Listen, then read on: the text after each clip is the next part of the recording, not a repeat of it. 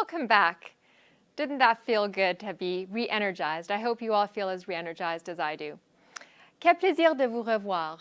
Cette pause nous a fait du bien. Thanks for submitting your questions. Merci d'envoyer vos questions. Let's close out today with our Meet the Speaker session. We'll join Laura Pilata, Vice President, Sales and Marketing with Marriott International, in a virtual fireside chat with Nicholas Badminton. Welcome back and enjoy. We are back, and I have the distinct opportunity and pleasure of getting to speak with Nick Badminton a little bit more and really get in underneath all of the concepts that you outlined with us earlier this afternoon. Hello, Nick, again. Hi. It's good to be back. I love these parts of the conferences that we can really get into, free-form thinking. Catherine mentioned fireside chat. Where is the fire? You actually talked a lot about some really cool concepts that I can't wait to talk to you about. While I was watching and listening to your talk, we're actually flooded with some great questions, which we're going to get to in a minute. But before we get to those, I picked up on a concept that you talked about, the concept of creating the future that we deserve. And I really like this. I'm wondering if you could make that a little bit more tangible for our audience today. Really, in other words, what can we start doing today, right now? Yeah. So absolutely every single person in the world thinks about the future. Everyone, whether that future is to 5 or 6 p.m. this evening for what we're going to eat, to what we're going to do next week, to where we're going to travel next year, right? So we've already got it within us. But I work with clients to look out 5, 10, 20 years into the future. And most of my clients haven't even started doing that. They're so stuck on what is happening today, instead of asking what if the world was different, that they get themselves into a difficult situation. It might be businesses that suddenly find themselves with too much competition, and they sort of sunset into obsolescence and disappear altogether. Or it might be clients that really do take that leap, have a big vision, and understand how that world can be. I mean, look at Elon Musk. He started electric car company before anyone thought that it was going to be successful, and now by market cap they're bigger than Ford. Private space travel, it's like complete industry disruptor. So what we can do, whether your business is small, medium, large, is start to look out and start to wonder and be creative about what a future could look like for you, where you operate, who you deal with, what a day might look like, how our children are going to feel about those businesses in the future as they get older. So it's an opportunity to be creative. And I showed my foresight development framework, and you can start looking for the signals, the things that are happening today that show us the world could be different. I mean, it could be anything from the use of mobile phones to drones. It could be the way that a business operates as a zero waste restaurant, right? And you can start to think about, what if we operated that way, and take that as a sort of a jumping off platform, and start thinking about, in 5 years, where would we be? What are our aspirations? If we're a restaurant, do we want to be across Canada? Do we want to have hundreds of restaurants? If we're a local hotel, how does that look like? If we're an international hotel group, what does that configuration look like to connect with local travelers and international travelers, the ultra high net worth, and the people that are on the ground as well, right? So it's all about asking what if. It's all about being creative. It's an invitation to just push and say, hey, but what if the future was different? The idea came from a presentation I gave a couple of years ago, where someone was trying to fight me on fossil fuels, renewable energy, and whatever.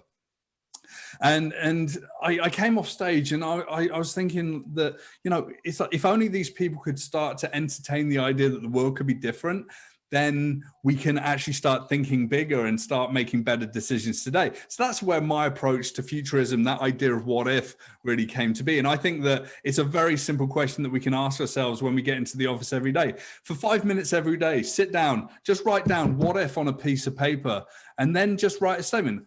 What if we become 100% zero waste? What if we become sustainable by being off-grid, by using renewable energy? What if we are completely equitable and give our employees ownership of the company? These are kind of crazier ideas that maybe we haven't explored, but what if that future can come to pass?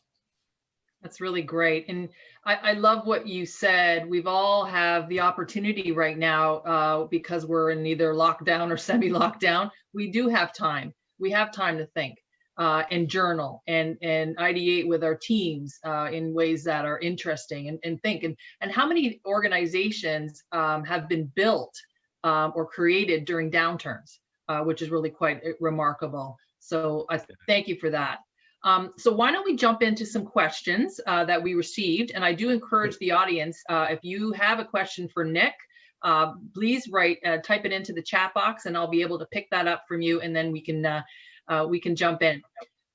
So Nick, first question, and I love this. We've talked a lot today about the importance of storytelling.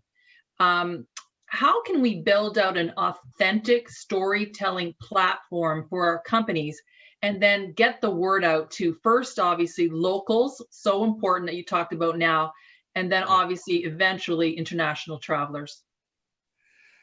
I mean, we think about authentic storytelling platforms. I think what we have to do is you know, and I'm an ex-advertising guy. I love all the jargon and all the keywords. I love talking about ideas like the monomyth, like I did in my presentation. But really, what we have to do is come back and we've all got access to smartphones. We've all got access to social media platforms and whatever. Just go out and experiment. How many people are just walking out the door and talking into a camera as they're walking around? I started doing it a couple of years ago. The feeling of maybe looking stupid to other people disappears in about 5 minutes, and people start asking like who you are. Be out in the community, like get your employees as part of their day to talk about the experience. Like just share this, be authentic, be raw, be real. You know, it makes you be more honest as a business. The authenticity is really difficult. Oftentimes when we think about our brands, what we do as businesses, we want to control it. We want to make sure it's on message, on brand. But I think that there are parts of brands that sort of live outside of those lines that really make brands come to life. You know, what are the little stories that happen in a bakery? What are the little stories that happen in a tourism attraction, you know, on the ski hill or on a hiking trail or maybe in any kind of, you know, hotel, small lodging, you know, whether, you know, you're an Airbnb host or whether you're someone like Marriott International, where are these stories and how do we capture them? I just think we've got huge opportunities. There's vlogs, there's blogs, there's short video on Instagram, there's TikToks, just do it. Just wake up and do it. And you're not going to be great at it on day one. By day 10, you'll be surprised how good you are. And by day 365, you're going to be using tools to make it look really, really great. And by that point, you're going to have a body of conversation locally, domestically, and internationally as well. And that's what I find is actually happening online. That's really great. And so now I have to look a little bit further into TikTok. I thought it was sort of flighty, but now I kind of get how you can bring that storytelling to life using that channel. So I'll look. Yeah. And if not, I'll get my daughter to do it. Maybe I'll do that. Sure. Here's another great question. How can we start to think about creating sustainability in our businesses? Yeah, so sustainability comes down to looking at all of the processes and procedures, where you source your goods from, how you use them, how you distribute them, like how you use the people in your business, how you do reporting, you know, how you maintain the energy. I mean, during a pandemic, a lot of people are burning out, myself included, because at the beginning, we didn't know what to do. People were just trying to best guess how to work. Now we're kind of at a point of knowing when to give people some time off, when to have Zoom calls, when to have normal calls, when to just not have any calls at all, right? When to be productive. So sustainability, I think, starts with people. I think you can start to look at it in terms of your business, how you operate to reduce that waste. Start looking at those circular economic principles. If you look at the Ellen MacArthur Foundation, they've got lots of resources there. And if you type in circular economy, you'll find a lot online through Google and other search engines. And start to think about how you can change, you know, by reducing consumption and recycling and repurposing things. But, you know, there's another element that I sort of alluded to as part of this this keynote that I just delivered, which is around renewable energy. Now, imagine if you can invest some money and get government help in putting solar panels on your roof, batteries to store that energy when the sun isn't shining, maybe even wind if you're in more remote locations where there's a lot of wind, and you can operate off grid. It gets cheaper over time. Make the investment over the next 5 or 6 years. It gets cheaper. You work off grid, and that sustainability really shines through. And you know what? Sustainable tourism and that badge is going to be such a big flag for people to go to your business and visit it over other businesses that are not operating that way. So being local, being sustainable, thinking about connecting with people and operating in a way that people feel proud to support is going to be something that's going to be center to the conversation in the next 3 to 5 years. So important. And you mentioned in your talk the opportunity for Canada to rise to the top as a global destination. And I truly believe you're right on in terms of sustainability being, a real stepping stone for us to do that. So that's great. Lots of questions coming in. So let me look here on my chat. Here's a great one. Festivals, fairs, outdoor events, they're all so vital to our communities, the whole sense of local. How do you see these types of events in the future? Are they still going to be important, or are they going to change in any way that you think? So I gave a presentation on the future of events about 3 or 4 months ago. And I started off with a big sweeping camera landscape of Stonehenge. I grew up in the southwest of England. I'm British and now I'm Canadian as well. But it was the summer solstice. And it was like, okay, it's not just that Stonehenge is beautiful, but the fact that people have been gathering there for 10,000 years. Humans don't change in 18 months or 2 years because of something like a pandemic. They don't. Fundamentally, we want certainty, variety, contribution, growth. We want to be part of a community, and we're going to be like that for thousands of years into the future. As soon as it's safe to do so, we're going to get together for live music, for festivals. I used to go to tons of live music and music festivals, like fairs and all of that. It's beyond important. It's fundamentally woven into the fabric of communities. We're not going to have a Zoom online fair for somewhere like Olds, Alberta. No, we're going to get together. And then, I was out there speaking a couple of years ago. There's a big barn that's used for events now. People are still going to go to these places because fundamentally we're just disrupted right now. We're not disrupted forever. We don't fundamentally change who we are as humans. We're not disappearing into our bunkers and never coming out, right? So I think, straight answer is humans don't change. These things are going to come back and they're going to be big. And we're going to, as soon as we can do it together, we're going to celebrate them. I kind of hope that the vaccination programs go really well. By late summer, early fall, we're going to be doing some pretty interesting things together again as communities. That's really great. I think about Montreal, right? Where in the summertime, there is a festival or event every night. And it's the fabric of their culture. So I really can't wait. I'm glad to hear that. I was worried. And you know what? Events and fairs and festivals are just distributed right now. They're happening on the porches everywhere around the country in small groups of people. Right. Well, I guess it's sort of we got these little Zoom festivals going on at night, right? These little wine Zoom festivals. It's true. It's true. Here's a really good question. How does a new normal emerge in the next 18 months? And how can we use that to prepare for future pandemics? Okay, here's a hard truth. There is no normal. We have to kind of stop saying, the great reset and the new normal and whatever. It's like the world is so wide and varied and everyone wants something different. And do you remember, as part of my foresight development framework, I talk about plurality. There are people that want to operate in completely different ways. There's no new normal. What we have to do is we're going to get to a world where, yes, there's still going to be masks in circulation. I mean, my partner and I, we used to fly a lot. Are we going to be wearing masks on airplanes for the next 3 to 5 years? It's likely. Is that normal? No, it doesn't feel normal at all. It's just an inconvenience. So there are going to be some inconveniences. There are going to be some new ways that we're just going to have to deal with things in the meantime. The new normal is just going to be a world that's still wild and varied and different. we're just going to have some commonalities between us.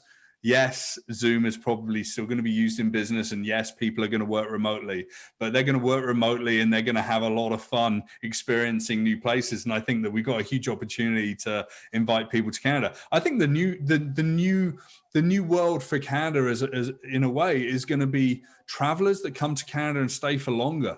And I think that that's a huge opportunity. Before moving here in 2008, I'd spent probably like 6 to 9 months actually on the ground in Canada, being here. And one of those moments was 6 months in Whistler in British Columbia. And yeah, bring the money into the communities and be a participant and get really involved. And I think that, yeah, that's what I see as being a new, wild and varied world. But yeah, let's kill the idea of normal anyway.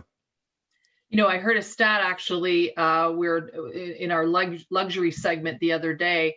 The average luxury traveler, starts to plan their trip, 6 to 8 months in advance. And when they do travel, they stay longer and obviously spend more. So I think that's really important. So just to say, they're looking now. Everybody has lots of time. There's a lot of search going on right now. And they're starting to plan, what those next months like. And you're right. What is normal? I think we've all learned that we've all been quite resilient over the last several months. What one signal for everyone to look at, I think, in the tourism industry is the amount of road trips that will happen next year in Canada. And when it's safe for Americans to come to Canada, I guarantee you, well, I can't guarantee anything, but I'm pretty certain there's going to be a huge amount of traffic from the US coming to Canada, right? Bring as soon it as on. it's safe to do so. Right. Bring it on, right? Yeah. We can't wait. So on the idea around business, how do we strike a balance between cashing the wealth and making tourism experience accessible to all? Yeah, I mean, this is really interesting. I've worked with some of the world's most luxury brands, from Louis Vuitton to all the way through to Rolls Royce, and it's definitely a different segment. If you look at high net worth and ultra high net worth individuals, they want the best. They'll spend hundreds of thousands of dollars on vacations, and it's a completely different world from the people that that are kind of more in the sort of the usual traveler category, as it were. We work hard, we want to spend our money traveling and on goods and having experiences. I don't think the wants and needs of those two different segments are that different. They still want to go and see amazing experiences. The benefit that Canada has is the amazing experiences are mostly outside, and there's a democracy about that. It's accessible. People can really have the same kinds of experiences. It's just that when you are in ultra high net worth sort of categories, you're going to be staying in private resorts that are not necessarily as accessible to other people. But right now, if you operate high net worth sort of kinds of businesses, and you do operate luxury resorts, then I think that now is the time to invite people into your world. And maybe even reward some of the people that have had a tough time during the pandemic, and to tell those stories. Because I think that there's something really important to really open the doors to people that wouldn't normally have those experiences. I think that you and Marriott were doing some things as well, right, Laura? Yeah, absolutely. We have been spending a lot of time educating travel agents, the travel agent community, about all the things all the great experiences that we have, and also, around how we make travel, with our protocols safe, and how they can bring their families. So there's been a lot of education that's gone on over the last several months, and I think it's all been very positive and received very positively. Here's another question. How do we as tourism professionals take civic duty to heart? What can we do today to make change, Nick? There's some really interesting things happening. I shared the story of Taiwan because it's the absolute version of civic duty. It's like everyone followed the rules, everyone wore masks, everyone followed the lockdowns when they needed to, and guess what happened? The country's pretty much open. It's still 24 million people, and they're having like concerts and whatever. how do we set an example for civic duty? I think a lot of businesses are already setting an example. I think people are being ultra clean. I think they're wearing masks. I think that, you know, we're already there. I mean, we need to let that bleed into our communities. We need to be the loud voices saying, hey, you know what, we're part of a movement to ensure the safety of everyone, and it needs to come out into the communities. That means that we need to have communications into those communities a little bit more deeply. I don't have a really great answer of right now, like what that civic duty can look like. You know, just understand this, you know, wearing a mask or being ultra safe, or maybe like putting off an event to have a birthday party, doesn't mean that your freedom has been smashed to the ground and has been lost forever. It just means that you're going to like take care of business today, right? So that's my thought anyway, you know. Yeah, I mean, I've got a 4-month-old son, and his grandparents in the UK haven't seen him, and they probably won't see him for another 4 to 6 months. If I take civic duty very important, very, very, very, you know, strongly. And what do? Jump on a flight, go to the UK, do that, come back? No, I have to just, you know, bear with the situation and know that, you know, the good will out over time, right? Absolutely. You know, I would say from a tourism perspective, you know, in civic duty and about rebuilding our business, I heard earlier in one of the speakers, you know, meetings mean business, which I'm very involved with. We talked about one comment came back around for us to invite our MPs and our MPPs in to see what's happening with our business, show them what is happening, but also show them what's possible and what we've created in terms of protocols and safety measures and how we're addressing, whether it's, you know, and all along the journey from the flight to the car to the hotel to the convention center. So I think, you know, I think we really need to, you know, turn up our voices and work together. That I think what you alluded to earlier as well. Yeah, for sure, for sure. And I mean, you know, just look at the illustration of what's happening in Canada right now. There's more there's peaks of cases and the such like right now that are happening because we let our eye off the prize. So civic duty is keeping the eye on the prize, which is like real, true freedom and freedom from the virus, right? So yeah, absolutely. Here's another good one. How do we best start with the task of foresight? What can we do today? I mean, I spoke about that at the end of my keynote and earlier in this Q&A. Really, just ask yourself the question every day: what if? You know, what if the world was different? What if competitors were going to come in and challenge your business? What if, you know, the price of produce was going to go through the roof? What if we switched to renewable energy? Right? You can start really simply. And another good way of doing it is to imagine a newspaper headline for your business in the year 2030, but a positive, incredible headline that gets you on the world stage. Like, why can't we like really like punch above our weights and shoot for the stars in how our businesses operate? You know, it's difficult right now because, you know, we have to bring the money in, pay our staff, make sure that we run a you know, really safe operational business that costs more than ever because of the protocols we've got in place.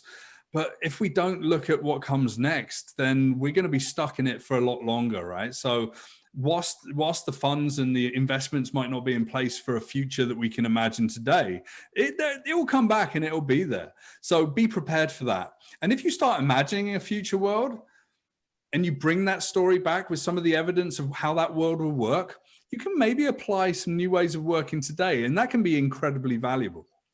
Yeah, that's a great point. We've all been through a lot over the last several months, and, you know, both professionally and personally, but let's use the time now, right? And plan our roadmap, work together, create those connections, start building the storybook and sharing it. So I think we've got the time to do it now. I know we're all, you know, covering a lot, but I think we do have that time to really start to make things happen so that we can plan. I think there's going to be a natural feeling, don't you think, when the new year comes, and for so many reasons? I hope so. I'm thinking about the new year, and I don't know. I'm probably going to spend it with family down in Windsor, Ontario. And it was like looking across Detroit and thinking, I really wish I could go down there, Yeah. But and I'm sure there's a lot of people in Detroit wishing that they could come up into Canada. But I don't know. Will we get to the new year? I think that these things are symbolic and they're incredibly important from a human cultural perspective. Will we go into 2021 with 2 or more vaccine candidates ready to go? Yes. Are we likely to already see them being distributed? Very likely. Is that going to make us feel good? Yes. Is it going to be irritating to find out that it's going to take several months for it to get to everyone that needs it? For sure. But at least we've got a roadmap and a little bit of a light at the end of the tunnel, right? So that's what we have to do is really hold on to the idea that the world is going to get better, right? No. We've got a couple more minutes with you. Just 1 or 2 last questions. Hopefully we've got time. 1 or 2 things, Nick, you're a futurist, but 1 or 2 things that keep you up at night, other than your 4-month-old son. He does keep me up all night. That's fine. Unfortunately, global warming and the inertia behind getting off of fossil fuels and the idea of decarbonization of entire industries. I think that I sleep a little better knowing that the pandemic has absolutely shown the fragility of the oil business, looking at incredible renewables projects across Canada coming, huge amount in Alberta. This is the bedrock of our, economic power from an oil producing nation. But to the idea that somewhere like that could shine brightly in terms of, global energy production with supergrids and such like, so renewables, global warming, that keeps me up at night. Another thing that keeps me up at night is to really create resiliency. I mean, we've seen so many businesses fail and we've seen so much culture literally being thrown to the curbside because people haven't had the runway to survive. I would like to see, governmental sort of planning for situations like pandemics and other threats to us. More proactively. I mean, there is actually a Policy Horizons department as part of the federal government. There's a chief futurist of Canada called Peter Padbury. He's an amazing guy. They just don't have the staff. So I would like to see foresight and the idea of planning our future in every single department across federal and provincial and municipal governments. I've spoken to a lot of them, and I'd like to really see a country that sees a future that's incredible and then creates that as well. It's very cool. Last question, Nick. I'm hoping you get to England next year so that you can show off your beautiful son. But if you don't, or we do that the year after, Canada, where do you want to travel in Canada? What is there a spot that warms your heart, or is there somewhere that you want to explore? I've been to a lot of Canada. I've spoken in a lot of big places and small places. It's very exciting to me, from Brandon, Manitoba, Olds, Alberta, all the way out to Halifax. And obviously I live in Toronto, used to live in Vancouver. I snowboard, right? I want to get to Alberta. I want to go back to Lake Louise. I want to go snowboarding. I can't begin to tell you how much I want to do that right now. I just had an event that I was supposed to go to there in March cancel. Unfortunately, they felt it wasn't going to be safe enough for travel, and they're probably right. I mean, I want to go to Atlantic Canada again. I want to do some road tripping. I have to do road trips at least once a year. And the further the better. It might be a little difficult for the next year or two, but we'll give it a go. So Atlantic Canada, Alberta skiing, that's top of my list for sure. That's great. That's great. One of those silver linings for me and my husband has been golf this past summer. Never golfed so much in my life, and so our dream now is we want to get out to the Okanagan and golf and taste some wine and explore that whole part. So listen, I want to thank you so much for your insights today. I feel inspired, I'm energized, I'm excited about what we can all do together. I want to thank everyone for your questions for Nick. We really appreciated everybody's participation today. I want to say a special thank you to the Tourism Industry Association of Canada for letting me host this and for us to be sponsors of this really important discussion. So I'll thank you everybody for joining and enjoy the rest of your day. Thanks a lot, Nick. All the best to you.